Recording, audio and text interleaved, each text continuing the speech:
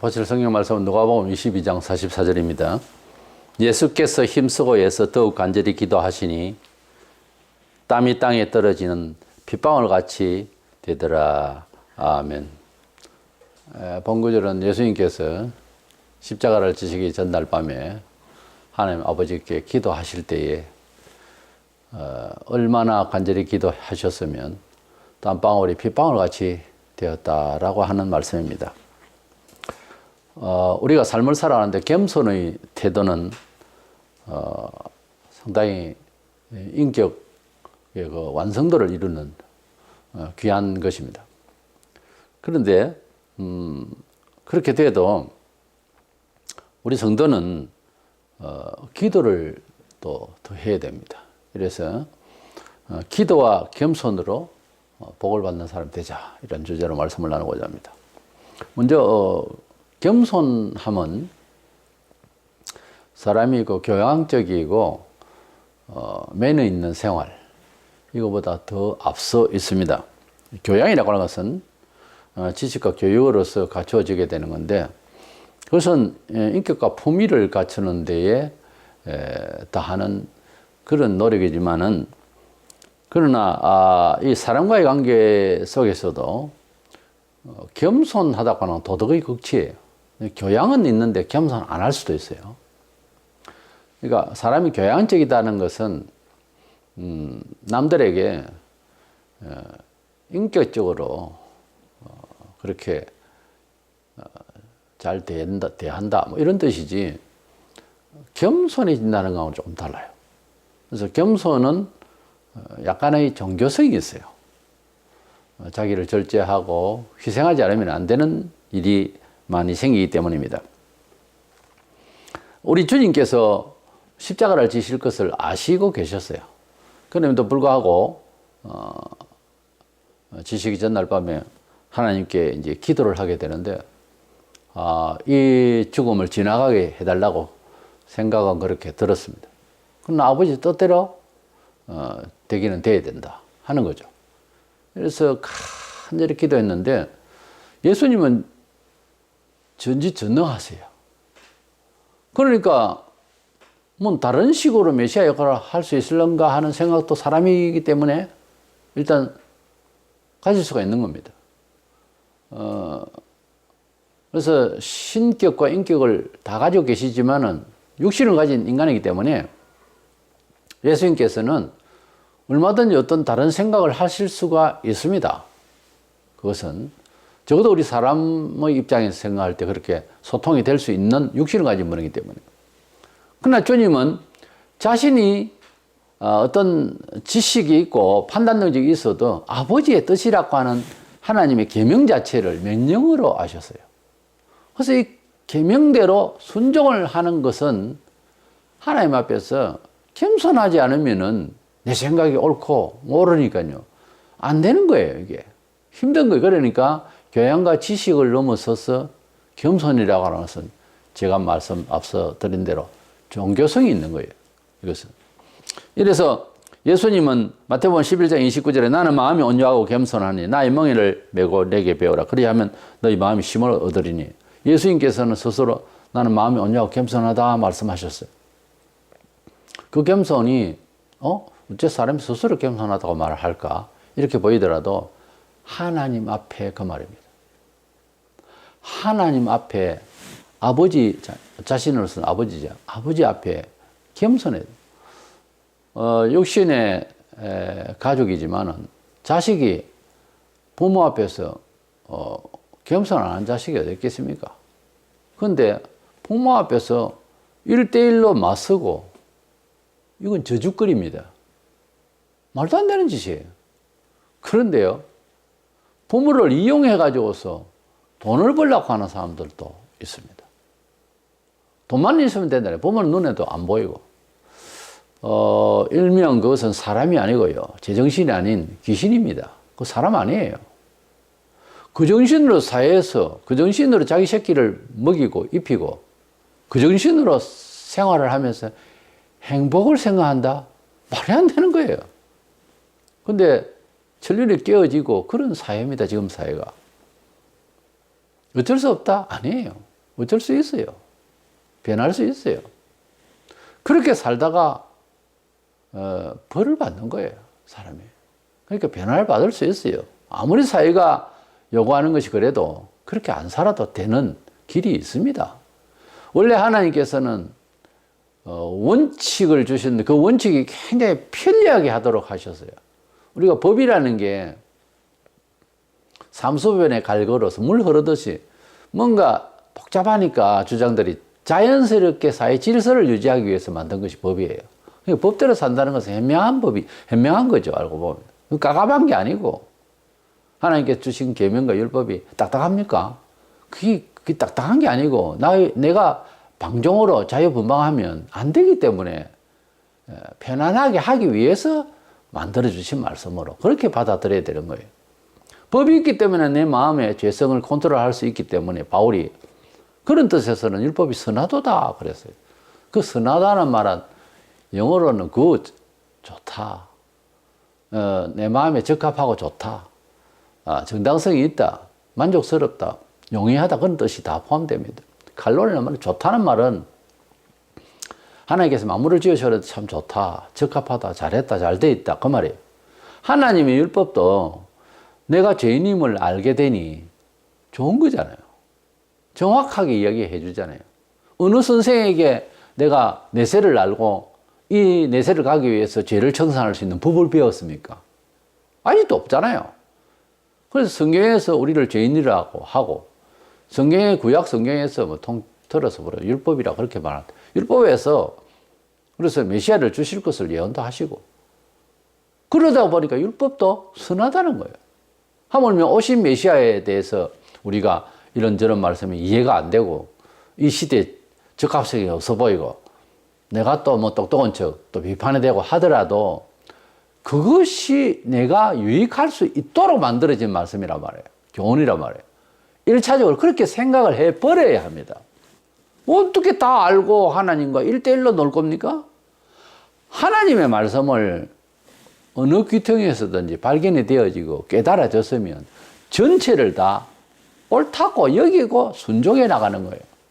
아이들이 어른들의 행동에 대해서 잘 알고 순종을 하려고 한다면 이런 문제가 있는 거죠. 어린아이들이 자랄 때 부모의 말을 그냥 따르잖아요. 그만큼 부모가 책임이 있죠. 교회도 마찬가지예요. 목사가 무슨 말하면 무조건 순종을 하는 거예요. 그럴 때에는 목사가 두려워요. 그 교인이 너무 순종을 하고 너무 따르면 더 두려워요. 그걸 생각해야지. 그걸 노려야지 차라리. 목사하고 싸우고 오르니 그러니 백날 해봐야 목사를 못 따라옵니다. 따라간다면 그 목사가 잘못된 거지. 그래서 성도들이 영적으로 부모를 알고 사역자 말을 잘 따라가면 사역자는 두렵다니까요. 사역자가 두려울 만큼 순종을 해버리면 정말 두려워요. 하나님 앞에 기도 안 하면 안 되거든요. 실수할까봐. 말을 안 들으니까 사역자도 나빠지는 거예요. 기도 안 하고 싸울 생각을 하는 거지. 겸손은 교양적인 것보다는 앞서 있어요. 그래서 교양적인 것도 갖춰져야지. 짐승도 아니고 무슨 사는 게 너무 교양이 없이 책 한 줄 안 읽고 돈만 생각, 그거 안 되는 겁니다. 사람이 돈을 모으면 뭐 얼마나 모을 겁니까? 돈은 원래 정해져 있어요. 살아보니까 자기가 아무리 축적을 하려고 해도 아무리 남의 것을 빼앗으려고 해도 그렇게 되지 않습니다. 최선을 다해서 살되 돈은 문제는 큰 대부분은 유산이에요, 사실. 그 다음에 자기가 노력해서 또 잘 될 수가 있겠죠. 돈은 한계가 있어요. 너무 그 돈에 목숨을 걸고 그렇게 사는 게 아닙니다. 그래서 돈보다는 인격 중심이 돼야 되겠고, 인격을 넘어서서 이제 겸손한 사람이 돼야 됩니다. 원숙해질수록 겸손한 겁니다, 원래.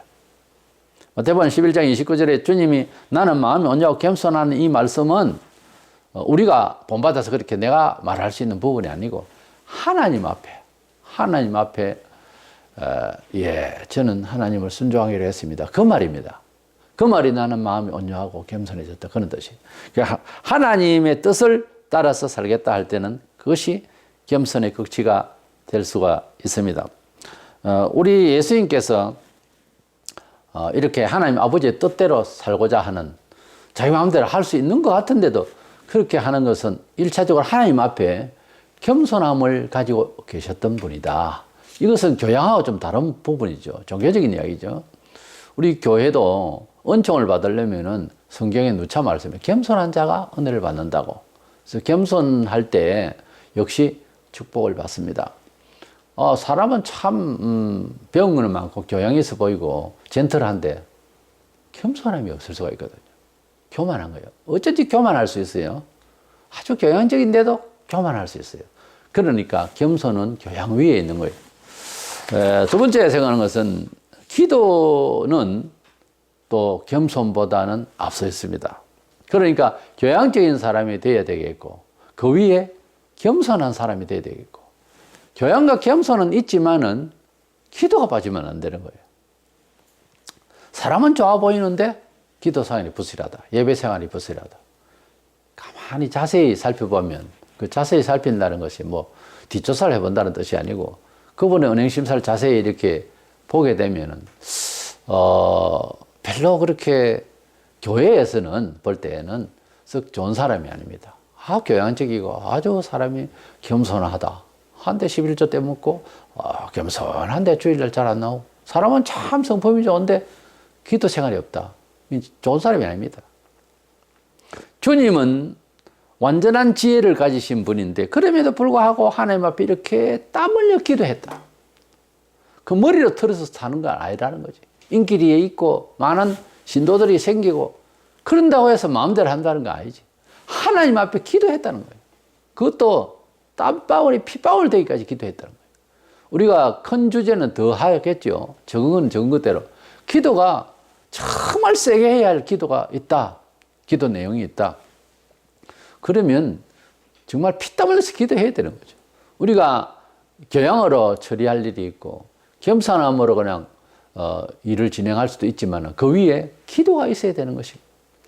우리 기도라고 하는 것은 하나님께 최후로 인정받는 그런 마지막 태도예요. 사람이 교양적으로도 복되죠. 겸손하면 더 복되죠. 근데 그걸로서는 다 안 해요. 그걸로서 하나님께서 보실 때 다 했다 이렇게 안 봅니다. 그 다음에는 기도를 해야 되는 거예요. 이스라엘 백성이 잘못하고 그리고 다른 나라에 잡혀가고 난리를 쳤죠. 그럴 때마다 선지자를 통해서 말씀하시기를 그래도 내가 너희들을 도울 것이다. 너희와 함께 할 것이다. 너희들에게 신앙심을 회복하게 되고 너희들이 복되게 될 것이다.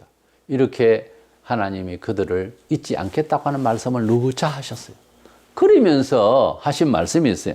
에스겔 36장 37절에 주 여호와께서 이같이 말씀하셨느니라. 그래도 이스라엘 족속이 이같이 자기들에게 이루어 주기를 내게 구하여야 할지라 이런 말씀이 있어요. 그래도 그러니까 내가 너희를 함께하고 조상로부터 시작해서 약속한 바가 있고 너희들 도와줄 거다.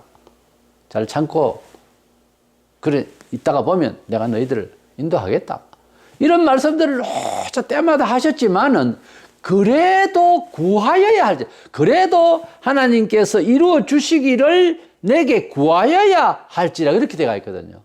그래도 주신다 했지만 이 만회를 하신다 했지만 그래도 기도를 해야 된다 그 말이에요. 그래도 간절하게 구해야 된다 그거죠. 그러니까 결론이 뭡니까? 최종적인 것은 기도하지 않으면 허다이라는 거죠. 도와주신다는 걸 믿고 있다. 겸손하다. 교양이 있다. 하면 뭐해? 기도를 안 하는데. 그 말입니다.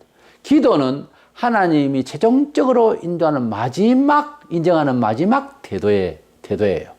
그래서 결론은 그겁니다. 돈이 많건 많이 학식이 있건 하나님을 간절히 찾는 정도가 약하면 기도 생활이라고 하는 것이 시간을 많이 들여서 하는 것이 기본이지만은 하나님 앞에서 간구하는 성질 자체가 목을 거느냐 단지 이 세상 일을 위해서 기도하는 거냐 하는 차이점이죠. 그 하나님 앞에 기도하는 사람 할 때는 하나님께 목숨 거는 사람 그 말입니다. 그리고 일상에서 기도 생활이 계속돼야 되는 거예요. 주야로 때 순간마다 주여 주여 뭔 일을 만나도 찬송하고 기도하고 기도는 그것을 먼저 깨달은 사람이 그렇게 할 수 있죠. 교양 가지고는 교회 생활하는 건 아닙니다. 다 안 해요, 그거 가지고. 겸손하다? 그것만 가지고도 안 되더라고. 사람은 참 겸손한데 순종이 없다. 이건 유교 사상의 겸손이지, 사회 속에서는 아주 점잖하게 보이지만, 말씀의 뜻대로 안 따라가는 거예요. 참 점잖은 사람이 한 사람이 있어요, 사업가가. 내가 아는 사람 중에. 근데 하나님의 뜻대로 생활에 대해서는 11조도 안 해, 주일도 없어. 장로야, 그것도. 이게 점잖하게 보이는 것하고, 인격적인 거하고, 다 해도, 하나님 앞에 기도, 하나님께의 순종이 없으면은, 이건 안 되는 거예요. 이래서, 기도 생활이라고 하는 것은 너무너무 중요하고, 그 기도 생활은 패턴으로 봐서 예배가 정확해야 되고, 그것 더 구체적으로 말하자면, 주일 성수가 잘 돼야 됩니다. 주일날 하나님 앞에서 뭐 자기 화단을 꾸민다든지 그런 정도는 모르겠는데 주일날 돈벌이를 한다든지 이건 안 해요. 이건 안 해요. 그리고 뭐 운동을 해도 땀을 흘려서 주일날 예배 끝나면 끝났다 이거지. 땀을 뻘뻘 흘리면서 운동을 한다든가 이건 안 해요. 주일은 하나님의 말씀을 더 사모하고 주일은 주님의 부활을 넣어서 세상 걱정 다 잊어버리는 그런 패턴이 돼야 되는 줄로 믿습니다. 이래서 우리 기도라고 하는 것은 제일 많이 우리가 듣고 있는 겸손한 자에게 은혜를 주신다. 그 겸손 위에 있는 거예요. 결론은 성도들은 하나님 앞에서 마지막 판단받는 태도는 기도를 하는 사람인가, 하나님 앞에서 무엇을 물어보고 그렇게 살려고 하는 그 사상으로, 늘 그 정신으로 자연히 그러면 주야로 늘 기도하는 생활이 필요하죠. 그래서 기도하는 사람이냐 하는 것을 점검하면은 자기 신앙이 어떻다 함을 하나님 앞에 최종적으로 판단받고 있는 거예요. 내가 사람들에게 존중하고 이웃에 봉사도 많이 하고 다 하는데 내가 뭐가 잘못이 있어서 이런 집안에 오한이 생기고 왜 이렇지 돌아보면 기도 생활이 부족했을 거예요. 기도를 깊이 하고 하나님 앞에 목숨 걸고 정말 살려고 하는지 자기를 돌아보고, 기도 생활에 빠져빼내면 책 100날 읽어도 안 됩니다. 100날 읽어도 안 돼요. 아는 척하고 교양 있어 보이고 해도 그거 가지고 안 되는 거예요. 그리고 인격 대 인격으로 이제 점잖하게 겸손하게 해도 하나님 말씀을 회피하면 그거 안 되는 거예요. 하나님이 인정하는 사람이 안 된다고 말이에요. 성경에 보면은 성품이 왜 이래, 이거 왜 이래 급해, 그런 사람 얼마나 세례요 안 하면 성질 급하잖아요. 그 성격이 부드럽게 보입니까? 무슨 칼이에요. 너무 빳빳하면 부러진다고. 그분 그렇게 증거하다가 왕이 잘못된 거에 대해서 지적을 해버리고, 그래서 헤롯을 꾸짖다가 죽었잖아요. 우리는 세상을 살아가는데 장수의 축복이요, 무엇이야, 이거 이전에 하나님이 인정해 주시는 사람이 돼야 되겠는데, 그 탑이 기도 생활의 내 생애에 그림자처럼 따라다녀야 되고, 기도 생활의 내 생애에 호흡이 돼야 되고, 기도 생활의 내 삶의 모든 키워드가 돼야 됩니다. 그거 없이는 교양과 겸손 가지고는 다 안 돼요. 특별히 제일 못난 것이 교인이 인간적으로 붙어서 어떻게 잘 살아, 그거 안 되는 거예요. 그거 불법인 줄 뻔히 알면서 기회를 찾고 그렇게 사는 게 아니에요. 우리 하나님께서 기도하는 자, 또 하나님 앞에 간절히 구하는 거 다 들으세요. 그것이 중심이 되어서 살려고 하면요, 축복받게 마련이에요. 다 주십니다. 너희는 먼저 그의 나라와 그 일을 구하라. 그래야만 이 모든 염려되는 거 다 준다고 그랬잖아요. 그걸 몇 번 들었으면 이제는 실행을 해봐야지. 이래서 교양보다는 겸손이지만은 겸손 그 위에 기도가 있다는 거.